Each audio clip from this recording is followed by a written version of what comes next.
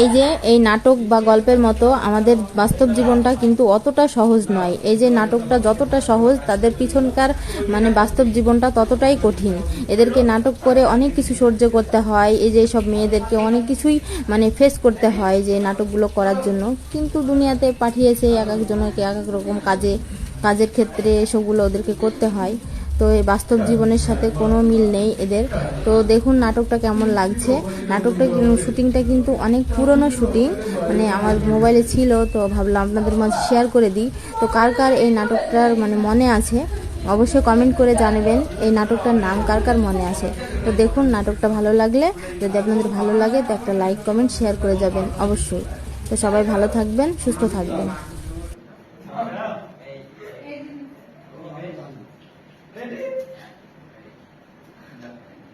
চলো